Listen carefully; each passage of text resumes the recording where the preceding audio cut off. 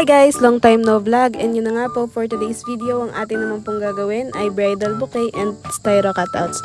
First po na ginawa natin is naghanap tayo ng mga dried flowers na requested ni client na ilalagay sa kanyang bridal bouquet.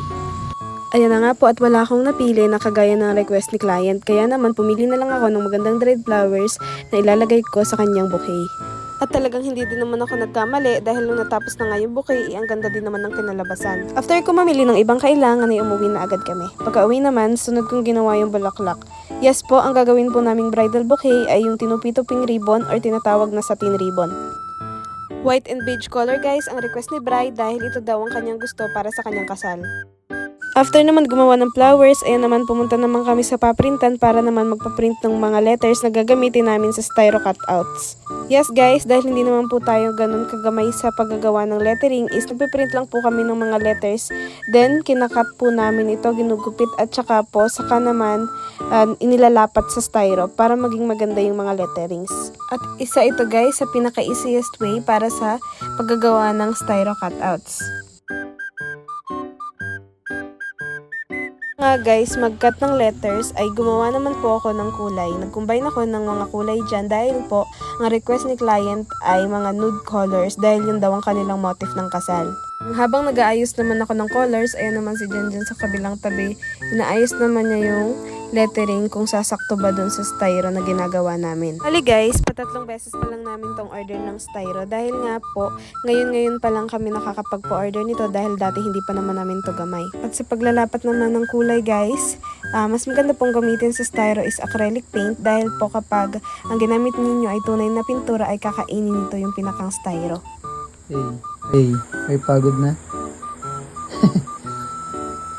No, bawal mapagod. May responsibility tayo. So yun guys, ating gabi na, pero nagagawa pa rin ang pa-order. Kailangan tapusin kasi marami pa kaming bayarin. Alam nyo ba guys, normal na setup na lang sa amin tong dalawa. Talaga pong sanay na kami sa puyatan, lalo na po pag marami kaming mga pa-orders. Minsan pa nga guys, pag sobrang dami namin pa-order, 2 to 3 hours na lang minsan yung nagiging tulog namin. Tapos sa kinabukasan, magdi-deliver pa kami. At dito naman guys, sa part na ito ay inaayos ko na po yung magiging handle ng pinakang bouquet. Next ko po na gagawin dyan is itutusok ko na po yung mga bulaklak dyan sa pinakang handle para maiikot na ito at masimulan ko na yung design.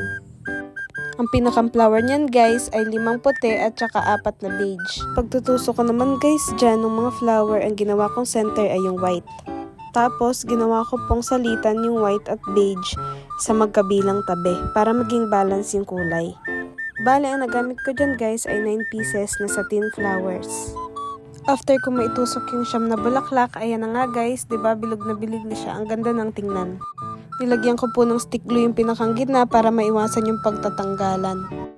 Next naman guys, after ko ma-secure talaga na hindi na to magtatanggalan, nilagyan ko naman po ng beads sa gitna ang bawat flowers. Sunod naman po ay naghimay na ako ng mga artificial flowers na ilalagay kong pang-design sa bridal bouquet. Sa mga ganito guys, talagang tiyagaan lang talaga. Pero kahit naman ganito, talagang ini-enjoy ko talaga to.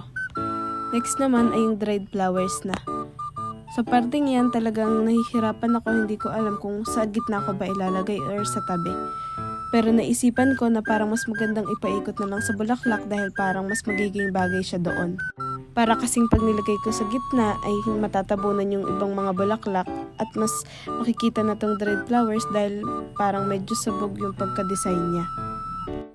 Medyo nahirapan din talaga ako sa paglalagay ng dried flowers na yan, pero habang tumatagal nakikita ko naman yung design na talagang maganda at bumabagay na sa bouquet.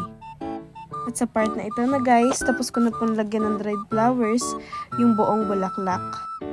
Sunod ko ng ginawa ay nilagyan ko ng ribbon paikot yung pinakang handle upang matabunan yung mga excess na dried flowers. Tcharan! Pam pam pam pam pam. Ayun guys, yung mga artificialization. Nailagay ko na din po sa gitna yung artificial na flowers at talaga pong bumagay din siya. Hindi ko na po nilagyan ng ibang artificial flowers sa tabi dahil magiging overcrowded na siya. Alam niyo ba guys, nung una hindi ko pa talaga alam kung anong design yung gagawin ko. Pero guys, alam nyo ba na bilang isang crafter na merong creative mind, basta merong gamit, kumpleto sa gamit, nandiyan na yung mga materials, on the spot po talaga, makakaisip ka na lang ng mga design kung saan mo ipapaglalagay yan. At sa part na ito guys, tapos na po ako sa paggagawa ng bridal bouquet. Nilalagyan ko na lang siya ng pinakang ribbon. Talaga pong simple lang yung design ng bouquet na ito, pero talaga namang pag makikita nyo din sa personal, ay napaka-aesthetic po guys at napakaganda. Alam nyo ba guys, bilang isang negosyante at isang crafter, ang sarap kaya sa pakiramdam na nagiging parte ka ng mga special na okasyon ng mga tao na nagiging customer mo. Sa parting ito naman guys, ito na nga po nagpapasuon naman ako ng mga bulaklak na gagawin ko para sa corsage. Hindi ko na po nabidyohan yung pinakang paggagawa ko nun, pero mag-iiwan ako ng picture. Mamaya, kakap-ups na namin yan.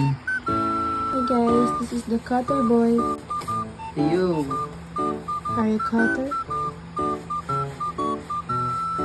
Kailangan magsumiko. Sa parting ito guys, hindi na po namin napakita yung ibang cutouts, pero nakatapos na po kami niyan. Mga 12 AM na po kami natapos. And tada! Ito na nga po guys, yung ating finished product. Kaya naman guys, sa mga ikakasal dyan, aba naman ay umorder na kayo at talaga namang mura po at pasok na pasok pa sa budget. So yun lamang po muna guys. Thank you po sa inyong panonood.